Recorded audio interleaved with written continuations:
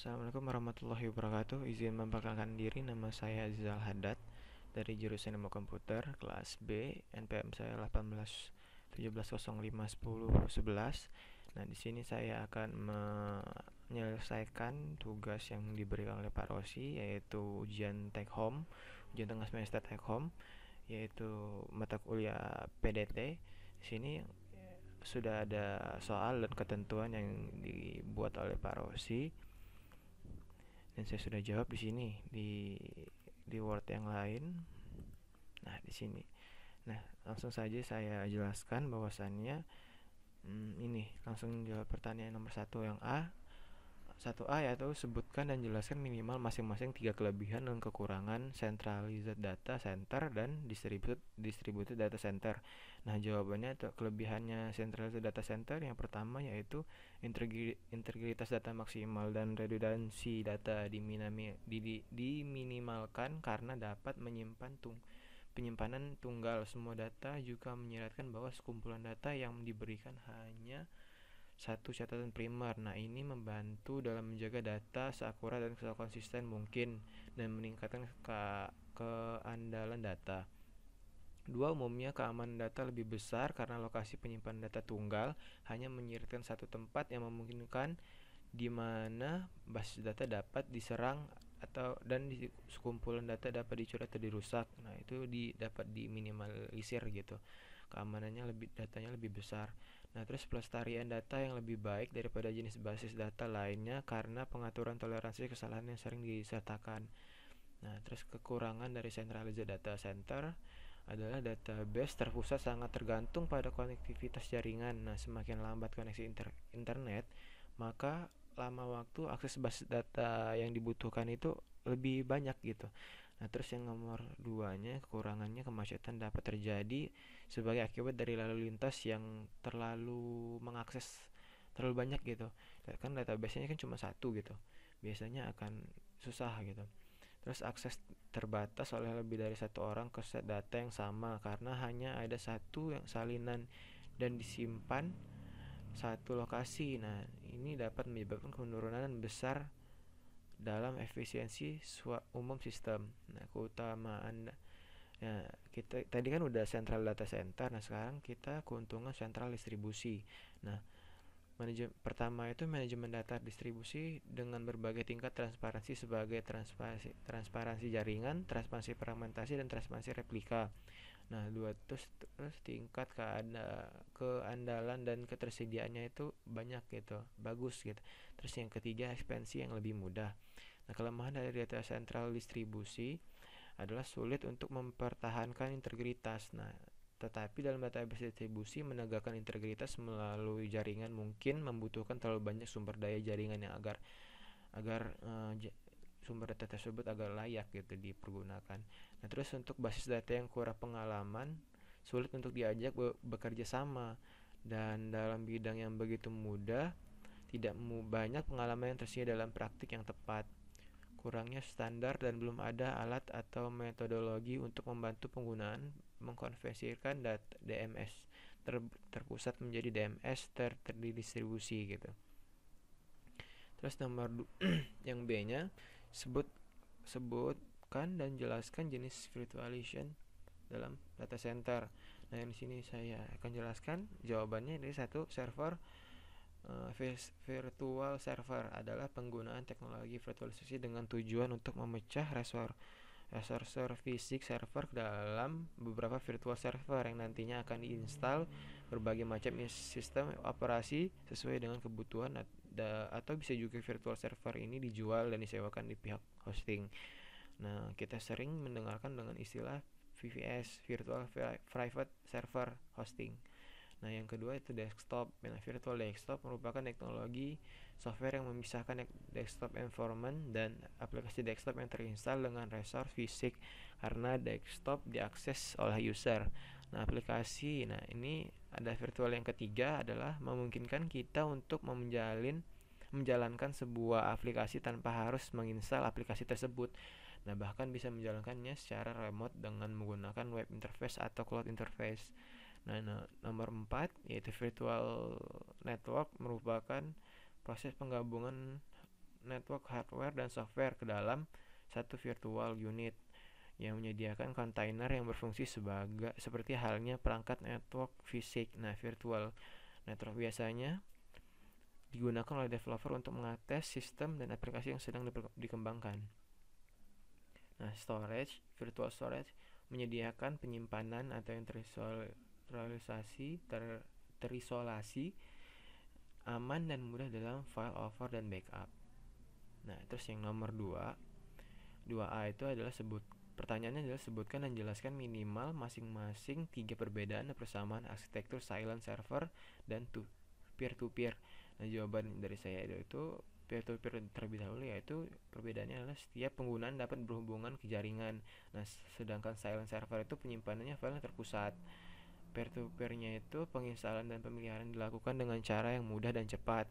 Nah, silent dan server itu hanya pengguna yang mendapatkan izin server dan dapat mengakses jaringan. Nah, terus peer-to-peer yang selanjutnya tingkat keamanan rendah dibandingkan dengan jenis jaringan silent server. Nah, jadi silent server ini tingkat keamanannya lebih besar, lebih aman gitu daripada peer-to-peer. Nah, terus penginstalan dan pemeliharaannya lebih rumit sedangkan silent server ini. Nah, terus yang kedua pertanyaannya yang 2B pertanyaannya adalah apa yang dimaksud dengan komunikasi data asinkronus dan sinkronus. Nah, jawabannya asinkronus adalah mediasi komputer dan layanan dari dalam terlaksanakan komunikasi yang dilakukan secara tunda. Nah, dengan menggunakan media seperti email, forum, pembacaan dan membaca dan penulisan dokumen online melalui World Wide Web atau triple W. Nah, sedangkan sinkronus adalah mediasi komputer dan layanan daring dalam terlaksananya komunikasi yang dilakukan secara langsung dan menggunakan media seperti video call atau VChat Google Duo segala macamnya, itulah pokoknya yang chat. Nah, terus yang ini yang nomor 3, sebutkan dan jelaskan jenis-jenis topologi jaringan dan dalam distribusi data proses. Nah, yang ini jawabannya adalah menurut saya adalah topologi bus merupakan suatu bentuk topologi dalam jaringan komputer di mana setiap komputer terhubung dengan secara linear dengan server atau hostnya tanpa menggunakan alat bantu atau hardware yang bersifat aktif seperti hub dan switch. Nah, yang 2 topologi star merupakan salah satu jenis topologi pada jaringan komputer yang saat ini paling banyak digunakan. Nah, topologi jaringan star ini memungkinkan satu server memberikan seluruh datanya dengan menggunakan hub atau switch secara sekaligus. Nah, topologi ring merupakan salah satu bentuk topologi yang sudah lama ditinggalkan dan juga jarang digunakan gitu. Topologi ring ini membutuhkan alat jaringan aktif seperti switch atau hub dan tidak memerlukan terminator dan bus seperti topologi jaringan bus. Jadi dia tidak perlu menggunakan terminator seperti topologi bus. Ya, terus ke topologi tree merupakan salah satu jenis topologi yang bertingkat dengan menggunakan topologi jaringan tree. Ini maka dapat dimungkinkan untuk mengkoneksikan jaringan antara komputer dengan hierarki atau tingkatan yang berbeda gitu. Terus topologi mesh sepertinya merupakan salah satu bentuk topologi jaringan yang paling rumit gitu, paling susah gitu topologi mesh ini. Nah, hal ini dikarenakan semua komputer dalam topologi mesh saling terhubung dengan sifat yang bolak-balik. Itu artinya semua data yang di dalam komputer terhubung di dalam jaringan topologi mesh yang bisa diakses dengan berbagai cara dari mana saja gitu. Terus yang ini pertanyaan yang berapa tadi ya? Oh iya, 3B. 3B ini jelaskan dan gambarkan secara kerja modem dalam komunikasi data. Nah, di sini jawaban dari saya adalah saat komputer disambungkan ke kabel telepon kemudian digunakan untuk aktivitas berhubungan dengan internet gitu. Lalu kita mengupload mengirimkan data, maka informasi data dari komputer satu dalam bentuk digital tersebut akan diubah oleh modem menjadi bentuk analog untuk dikirimkan melalui kabel telepon atau media lainnya gitu. Terus ketika data informasi tersebut sampai ke PC laptop tujuan gitu, maka modem yang ada pada komputer tujuan akan mengubah kembali bentuk data analog tersebut menjadi bentuk digital sehingga dapat diproses lebih lanjut oleh komputer tujuan. Nah, jadi kalau kita mengirimkan data analog kita dari laptop kita, nanti laptop tujuan nanti akan modemnya itu akan mendistribusikannya untuk laptop tersebut gitu. Jadi terus begitu pula cara kerja modem saat kita mengunduh, download, atau data file. Data tersebut sebelumnya merupakan data analog saat berada pada kabel telepon. Namun saat masuk ke komputer, modem secara otomatis akan mengubah bentuk digital agar bisa diproses lebih lanjut dan ditampilkan. Jadi modem ini ibaratnya tempat untuk mengkonversikan data analog tersebut ke komputer kita, ke laptop ataupun PC kita gitu. Nah, terus proses inilah yang memungkinkan komputer di internet di berbagai belahan dunia bisa berinteraksi satu sama lain dan saling bertukar informasi agar lebih jelas. Perhatian skemanya ada bagannya ini, agak dibesarkan dikit. Nah, sini jadi cara kerjanya modem adalah ini kayak komputer kita nih. Terus kita ini digitasi karena ada modemnya ini tuh. Terus datanya nanti akan tersebar di sini di satelit, terus nanti ditangkap lagi, ada analog sinyalnya ditangkap oleh modem. Nah, modem nanti akan mengkonversikan ke laptop tujuan gitu. Terus yang nomor 4, apakah peranan keamanan data dalam proses data distribusi itu pemrosesan data distribusi itu apa tuh peranannya itu dibutuhkan atau tidak gitu, keamanan dalam pemrosesan data distribusi.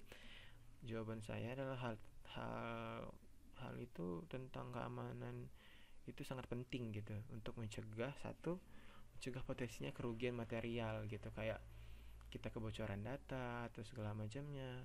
Terus mengurangi resiko penyalahgunaan data dan informasi yang kita nanti kan kalau kita misalkan kita mengumpulkan data, terus data tersebut sangat spesifik untuk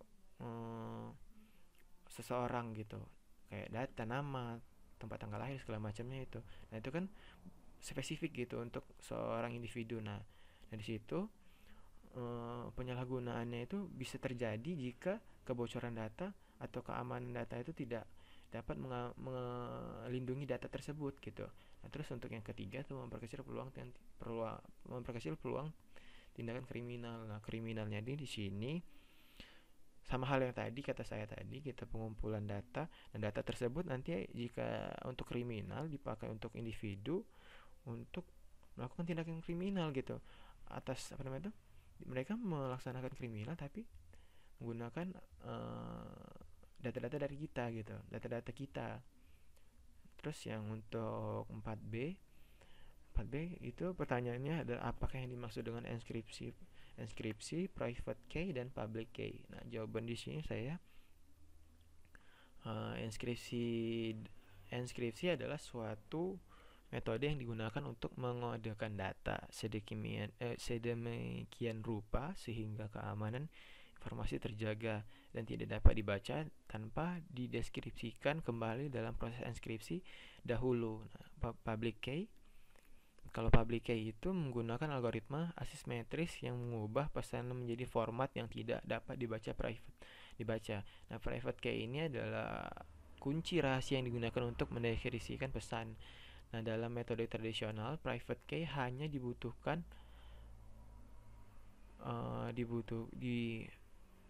dibagikan dalam komunikasi mengaktifkan inskripsi dan dekripsi. Namun jika kuncinya tersebut hilang, sistem akan menjadi batal gitu. Terus yang untuk pertanyaan dari 4C, berikan ilustrasi menggunakan inskripsi data dan pengiriman pesan gitu. Nah, di sini saya sudah ada cara kerjanya. Kita besarkan dahulu. Nah, cara kerjanya itu data yang tidak terenskripsi sering disebut sebagai plain text. Nah, di enskripsi menggunakan algoritma enskripsi dan dikunci oleh enskripsi juga. Nah, proses ini menghasilkan ciphertext yang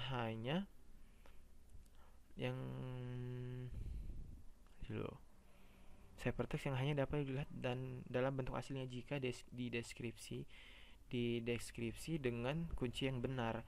Nah, maka deskripsi hanyalah kebalikan dari enskripsi, mengikuti langkah-langkah yang sama tetapi membalik urutan yang penerapan kunci.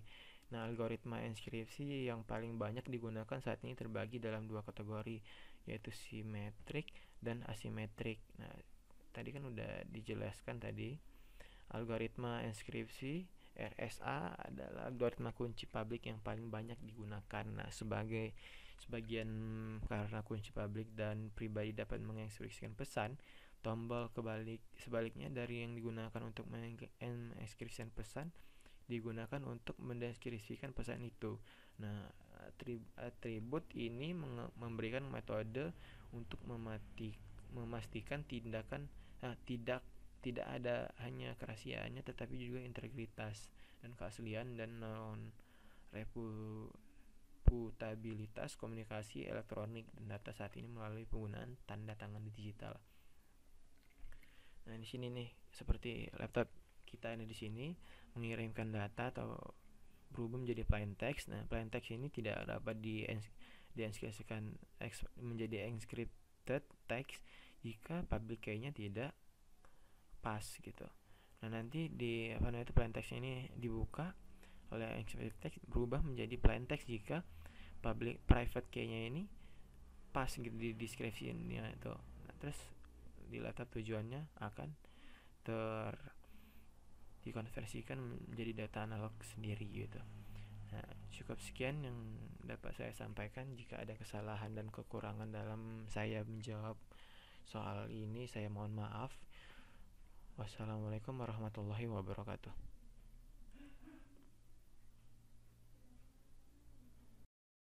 Assalamualaikum warahmatullahi wabarakatuh. Izin memperkenalkan diri, nama saya Azizal Haddad dari jurusan Ilmu Komputer kelas B, NPM saya 1817051011.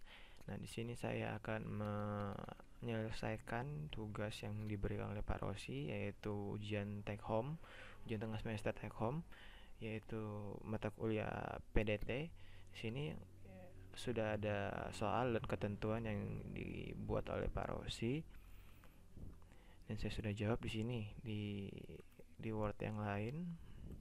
Nah, di sini. Nah, langsung saja saya jelaskan bahwasannya ini langsung jawab pertanyaan nomor 1 yang A. 1A yaitu sebutkan dan jelaskan minimal masing-masing 3 kelebihan dan kekurangan centralized data center dan distributed data center.